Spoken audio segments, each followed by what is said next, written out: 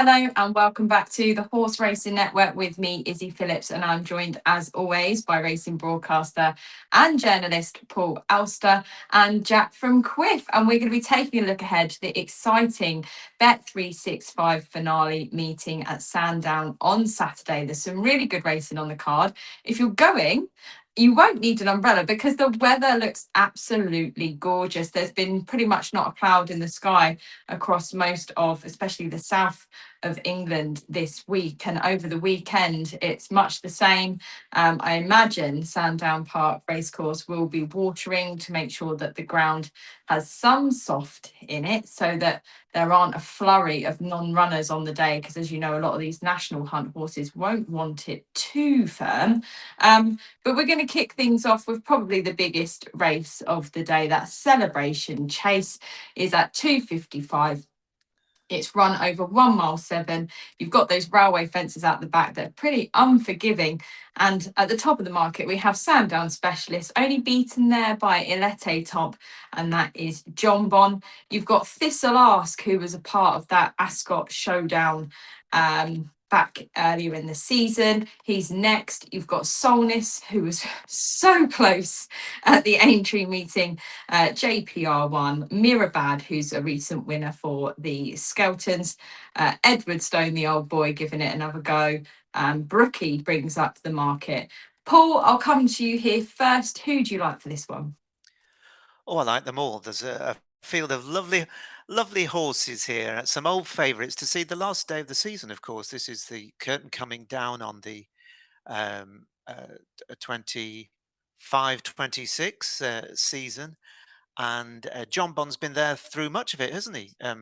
Popping up at Cheltenham and Sandown and Ascot. And of course, he was second when we last saw him in the Ryanair, but that was over 2.5 miles. And as you pointed out, he's got a very good record at Sandown, and he was beaten by a horse in cracking form in this last in December in Ilete Tom.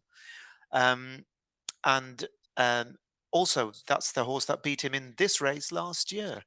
But there's no Ilete Tomb here, and you would assume that he would go very well. I've just got one little concern about Jean Bon, is that with all the uh, tough tasks, he's had a few real battles this season, and he's not getting any younger. I wonder just how fresh he's going to be after that race at Cheltenham against Hartwood, and with the ground being, pretty lively, that brings me to a view that probably Thistle Ask, who'll be that much fresher. He's been off for over 3 months. He was only beaten 3 lengths by John Bon at Ascot on soft ground in the Clarence House, and he's not a soft ground horse. And the Skeltons have kept him fresh. And although they've also got another very interesting horse in Mirabad, who sprang that massive surprise at Aintree the other week, where everybody was scratching their head, Harry has stayed true to Thistle Ask, and I think he will be a very big danger to John Bon. I love Solness. He's one of my favourite National Hunt horses, but I'm not completely convinced about him going this way around. And he did have a tough race at Aintree against Grey Dawning. So I think there's probably a little bit of value in opposing the favourite at around bits of 9-4 now. Thistle Ask to beat John Bon in the Celebration. Do you reckon you would do that as a forecast, Paul? Because that's the way I see this race. I quite like the forecast. I'd probably do it reversed. Well, you're Um, braver than me, you see. I'm just happy to get one in the first two. It looks like, the reverse forecast, might be sort of ready made. But at this time of the season, you just never know, do you, how much they've got left. But maybe. But I'd be happy to just go with Thistle Ask and hope he can get the job done. like you say, Paul, I think Solness looked like he probably left it all on the track at Aintree. That was just one hell of a run, if I'm honest. It was so exciting, such a good race. Obviously, Jack, we've seen a few of these at Cheltenham, a few of these at Aintree. Where does your selection come from? I'll tell you one person who will be watching this race. Kind of with beta breath is a trainer called by the names of James Hewitt, who he was last seen. This was last seen winning with him off a mark of 108. He's now got a mark of 160. Kind of like, the horse that got away. He's been fantastic this last. Like I said, he's only beaten 3 lengths by John Bon at Ascot. It is a big, big step up in terms of his class, given the fact he was he won the Holland Gold Cup when he was £9 out the weights. He's a bit short given his profile. John Bon for me, I think 2 miles on quick ground is just he's going to be running off his feet. I do like Solness. Just a bit worried about the ground. The one for me, I think you can take a chance on is JPR1. Who loves quick ground. He won. He won up at Northall, didn't he? He won the Scottish Championships. I think carried 12 stone to win that. The key to him is going right-handed. He's got an awful record going the other way around. He wasn't disgraced back in the Mellin chase behind Grey Dawning and Solness, but 2 miles, they're going to go pretty strong here. The race could fall into something lap. For me, JPR1 around the 14 to 1. He's only got about £6 to find on official ratings on John Bon, and you know my thoughts on Nico of Fences. JPR1 14 to 1. That's the value play for me. I feel like we're getting a trend with you going for some of these Tizard horses, like the Changing Man, JPR1. It's You got to lay the favourites, Izzy. We'll get one of them beat eventually, but you don't see a poor bookmaker. Tizard, they can spring one. That's the thing, and it's when the other horses are tired that they often can come to their best. So yeah, I don't disagree with you. We've got a really exciting race that we're going to be looking at next, though, and that is at 3:30. It was formerly known as the Whitbread when this meeting was actually a split flat and jumps meeting a good few years ago now, but more recently it's been known as the Bet365 Gold Cup. It is run over an extended distance of 3 miles, 4.5 furlongs. We've got some interesting runners here. The top of the market is Havela for the Moors and Kaelin Quinn. You've got Indoor for Fergal O'Brien, Montregard, who was due to run, I believe, in the Scottish National the other day, but ended. Was it the Scottish one? It was. I was just thinking that was a new race, the Welsh Scottish National. The Welsh Scottish. No, the Scottish Nash, the Scotty Nash. He was due to run but was withdrawn on the ground. Ask Brewster is next in the market. We have another that was withdrawn from that Scotty Nash, Road to Home with Mullins. So he is sending a little runner there. So he's always one to look out for. You've got Resplendent Grey for Ollie Murphy and Sean Bowen, Living on Luco, Henry's Friend for Ben Jones and Ben Paulin. One for you maybe here, Jack, with Rock My Way for the Tizards. Transmission and Our Power, bringing up the market. We have Certainly Red, Invincible Now, Gabby's and Gabby's Cross. So there is a possibility here to get quite a big price winner because it is that kind of towards the end of the season, a marathon trip. These horses, some of them have done these marathon trips all season. I'm inclined to take a look at Montregard and Road to Home, having been withdrawn, but the fact that they were withdrawn on ground conditions and we're not going to see any rain is also another slight concern. So I'd be interested to see what happens with this market. You could get a big rule 4 if you bet too early. Paul, who do you like here? Well, I like Road to Home. I know he didn't run in Scotland last week, but I just think they probably think this race is a bit more his bag to go up all the way to 4 miles, having only just gone up to 3.25 last time at Cheltenham, where he was so narrowly beaten by Ask Brewster, who takes him on again on £8 worse terms for a neck. I think they probably felt that they had the horse in a good handicap spot here, and over a trip that isn't, those extra 3 furlongs in Scotland might have been too much. And of course they can always I won't say find a reason for not running a horse withdrawing, but a ground or otherwise. But I think this is a horse that is tailor-made for this race. He's about a 15 to 2 chance with Patrick on board. Gary Moore and Josh Moore now. Havela, I think, is a horse who's going to love the ground. He was pretty impressive when he won the Sussex National last time. Resplendent Grey won it last year, but he didn't go particularly well at Cheltenham last time. But he's got Sean Bowen on, who I believe not very long ago this afternoon dead heated again with his brother. Not for the first time. He did it at Cheltenham last season. He's just done it again, I think, up at Perth. So, he's just amazing, the Bowens, aren't they? But there's one at a very big price that my main punt, I think, would be Road to Home. But, there's a veteran here who absolutely loves the track and he likes decent ground. That's certainly Red. He's old enough You to stole smoke my pick. almost. So 12 to 1. Lydia Richards. And he ran an absolute blinder here just 7 weeks ago in the was it London National. It was a big handicap chase over 3 miles. Soft ground wouldn't really suit him ideally, and he was fourth in the race last year. He came fourth in this race, and he seems to have come back better than ever. In fact, it was 2 years ago when he was fourth. So I could see him running well as a 33 to 1 shot. And by the sound of it, Jack, you had your mince pies on him as well. As soon as you said the word veteran, I thought he's going to put him up. Like, if again, you take Well, I'm at Paul's Road to Home. That's my first choice, Road to Home. Rotom's got a great chance, but certainly Red. He's obviously likes the track and he's been campaigned around there. If you look at when he was fourth here 2 years ago, you've got the national winner Nick Rocket in third. The race was won by Minella Kakuna. Proper old favourites in back in behind Sam Brown. I mean, the form Kitty's light in there. The form of the race has worked out fantastically. Did that off 135 first time cheap pieces, up £2 for that. But I think he'll strip fitter for his recent spin round in when finishing third, up £2 from that fourth. But the form's absolutely rock solid. And the thing is, unlike a lot of these, the only time he's disappointed is when he's ran on heavy ground. He loves good ground. He loves Sandown. I can't understand why he's 25 to 1. Certainly Red. Certainly will be playing on Saturday.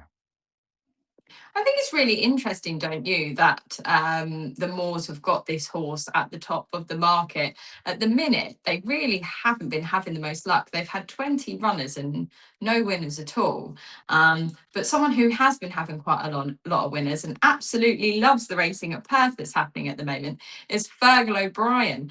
He's got indoor here with Johnny Burke on board. The horses are absolutely running out of their skin. And his horse here indoor does like good ground, perhaps seen to best effect on good ground. So he's one I would certainly be watching out for here. I really agree with you, Paul, that I do like Road to Home as well. I would never ever desert Mullins, and the fact that Patrick's coming over to ride does sort of boost your confidence, really, doesn't it? But yeah, outside of Road to Home, I think that indoor could have a good shout. He is second in the market, so generally I think people probably agree, but I'm a bit surprised by the favourite. I understand because he's coming here off of the back of a couple of wins, and they perhaps do tend to do quite well at Sandown. The Moors in particular, they have a good record there, but they haven't been having the winners at the moment. So we'll wait to see what happens with that Bet365 Gold Cup. But after that,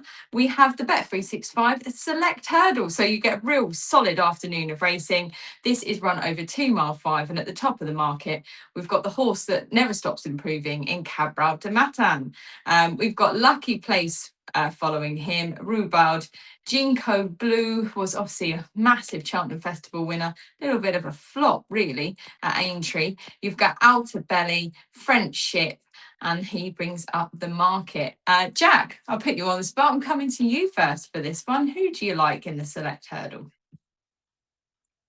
I like Cabral de Matan. I just don't like the price. I think Paul said opening price is going to be around 4 to 9. I mean, if you back a horse at 4 to 9 in a race like this, good chance you go skint in the long run. He's got a great profile. He wins. He probably wins the Stayers Hill, right? If it's over 2.6, but just doesn't get 3 miles. I think have they said he goes chasing next year? I think that's the plan, right? So this will sign him off of the hurdles. Fantastic horse. The race should be run to suit.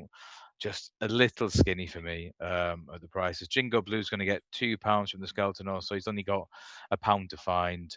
Far from disgraced. In the Liverpool hurdle, when chased home by the Lee, previously won the did he win the Coral Cup at Cheltenham, well backed as well. So they obviously thought he had plenty in hand. We'll see on the prizes, but Cabral de Matan, you'd be surprised if he got beat. But if he's odds on, probably want to keep your powder dry, keep it in your trousers, whatever you want to say. But very most likely winner. Paul, will you be keeping your powder dry here, or will you be having a go at A, maybe trying to get the favourite beat, or do you think he's quite a good price? Well, I'm always trying to get the favourite beat, especially when it's going to be 4 to 9. I think he'll probably be about 4 to 7, 8 to 13 chance at the off. Yeah. And I've got to say, this is a horse who's done really well this season. he just didn't stay, of course, at Cheltenham. He came there absolutely swinging, looked like he was going to win the Stayers Hurdle. I just wonder. I just wouldn't want to be there with him odds on, especially on the last day of the season when he's been on the go for quite a little while. Jinko Blue, obviously, similarly, he was 6 in that race. I just think if you were able to bet, I know some firms do offer this, particularly when you've got a shorty, but certainly on course, you can very often bet when there's an odds-on favourite without the favourite, one to win or come second to the favourite. Then the one I'd be kind of interested in would be Friendship. And Friendship for Philip Hobson, Johnson White, who of course won the Scottish National last weekend. He likes a decent surface. Um, and I just think this horse could go pretty well. He didn't run his race at all in really soft ground at Uttoxeter last time out, and he'd unseated the time before when he was banged there at Haydock. So I just wonder if this change of ground, sun on his back, he won early on in the season at Cheltenham in really good style in a handicap. This is much tougher, but if he was something like, I don't know, looking at the market, something like 9 to 2 without the favourite or something like that, I'd be half tempted. French Ship. I think it's probably quite a wise choice because we saw this during the Aintree Festival, didn't we? Where there were horses that were basically showing marks of woe from their runs at Cheltenham and showing that they perhaps weren't quite fresh. Some came out beautifully, some just showed that they'd sort of been to the pot one too many times and they were just a little bit fatigued. And you could really see that potentially playing a massive part again here in the race in this weekend. Horses like Jinko Blue, he's back out again, even though he did finish a tired horse. He was 18 lengths adrift. So I do wonder whether a horse like Outer Belly could have a really good chance. He's 8 years old. It feels like he's been around for ages. But Harry Fry isn't having that many runners at the moment. But of the ones he is having, he's having a pretty good strike with them. So the horse should like good ground, should like being back down to a slightly shorter distance. He has run over 3 mile and not been hugely successful. And I think that this could be the sort of race that, like you say, the horse like Friendship or Outer Belly could actually go and steal, just being the sort of fresher legs in the game. So he's a horse I'm going to be looking out for. We haven't actually seen him since he ran at Windsor in January. So I'm going to keep an eye on him. Like you say, I love Cabot Matan. I think he's a really exciting horse. And, all season we've been saying, can he win again? Can he win again? And every time he does, if he wins, he wins. I couldn't back him at a really short price though. So I think I'd probably look to get him beat with maybe a little bit of a bigger price horse here. Be interesting to see the way the other horses are priced up. Like we said, we haven't got the prices at the minute, but I can't wait to see it. So be very interesting indeed. But that is all we have time for our Sandown celebration meeting at the end of the season. Hopefully we can get a last few winners on the National Hunt surface before we start to really kick into the flat. And next week we'll be taking a look ahead to the Guineas.